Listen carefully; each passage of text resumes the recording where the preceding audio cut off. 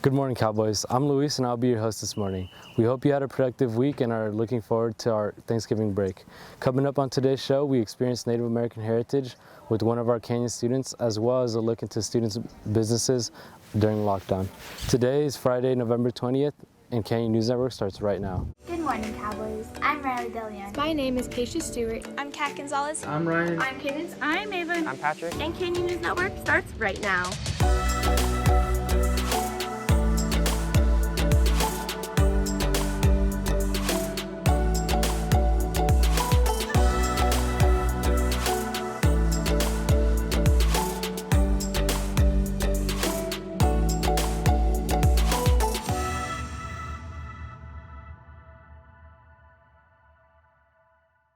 Welcome back.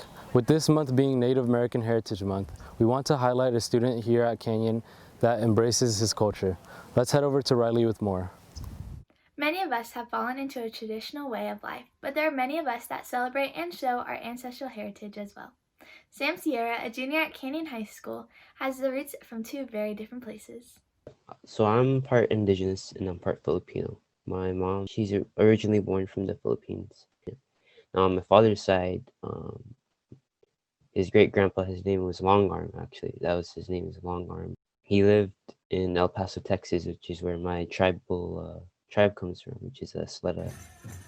Since Sam was young, his father taught him, as well as his sister, the traditions of their tribe and the gift of dance. I'm actually Pueblo, so Pueblo is from down south. So there's northern tribes, eastern tribes, southern tribes, all four directions of tribes. So I'm from the Pueblo tribe. My tribe, we mainly don't dance. We only dance for ceremonial purposes or for food. But my father, he was gifted the dance, which is the northern traditional dance from the northern plains people. My father passed it down to me. And over time, I was given the right to dance and wear those eagle feathers and those plumes and those war sticks. So I was gifted that right to dance, that northern traditional style, the powwow life, basically. These practices have always played a big part in Sam's life and have helped him tell the stories of his culture and his people. Back then, the dance style I dance is the Northern traditional dance. It's a war plains dance. So back then, men would come back from war raids or hunting, and they would come back and they would tell their stories through their dance. That's why, we dance with war clubs or sticks and feathers that would represent life or represent what happened in that battle scene. So when we dance, as men, it's traditional, we dance to tell a story to the people, what happened in that battle or what happened to that hunting. Sam has been dancing since he was 3 and wants to continue and deepen his practice after he leaves Canyon.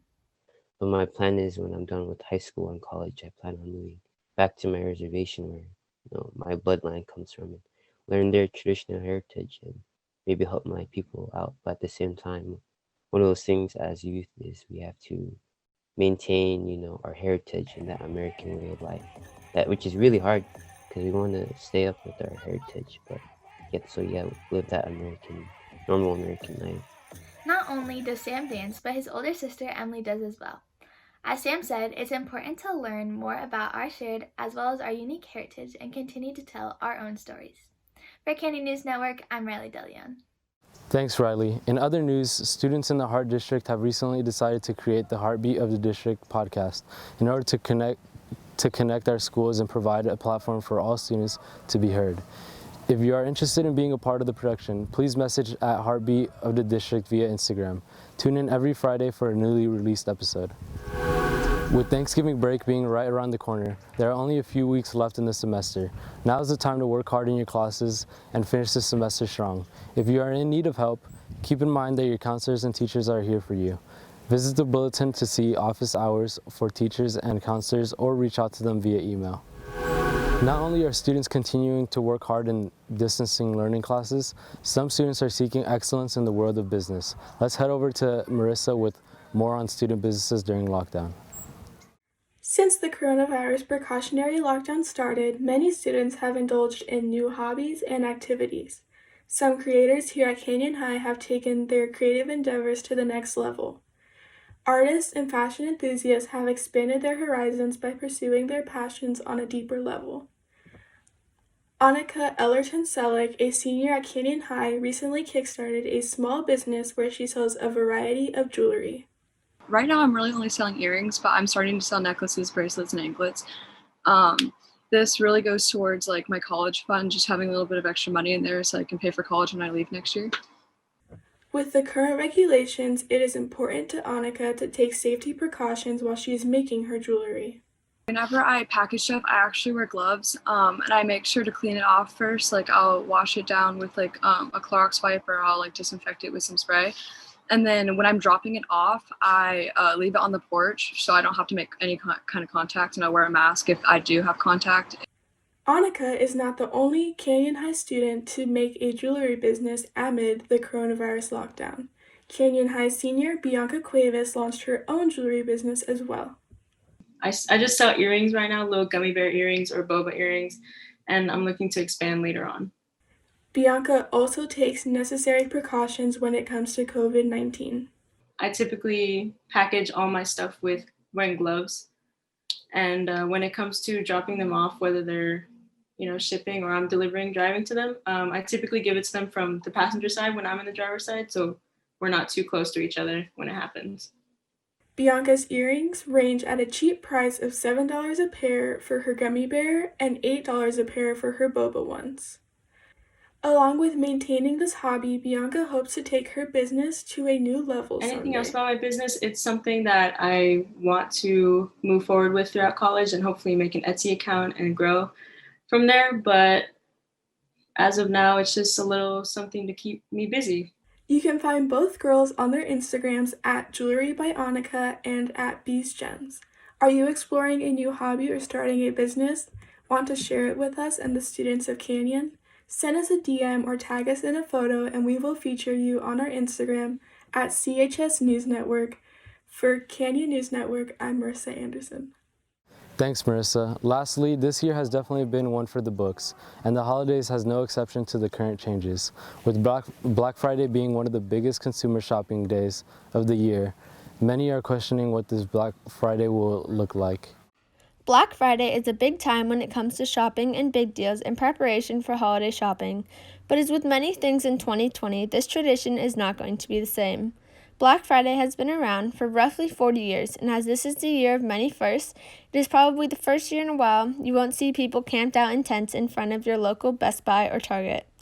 Many changes have been made to this year's Black Friday in order to maximize the number of shoppers, but in the safest and most efficient way possible. First, many big stores such as Target and Walmart have already announced their deals and are already offering them for shoppers who may be shopping online or looking to go in store. Specifically, what stores like Best Buy are doing is they have had deals out since October and even better ones since the beginning of November. They will also still open their store at 5 a.m. on Black Friday, but with face covering required and capacity control will be enforced. While Target will have week-long discounts and digital deals every day that have already started and will continue all month long. They have also increased safety measures by allowing customers to pay on the app, along with employees roaming the store to let customers pay and allowing them to make reservations. These are not the only stores making changes this year. Some others include Walmart, Home Depot, and Macy's that will be following safety guidelines. While these big-name stores do offer some great deals more and more, people are looking for ways to support small and locally run businesses. This weekend, there is a great way to support small businesses and residents in Santa Clarita.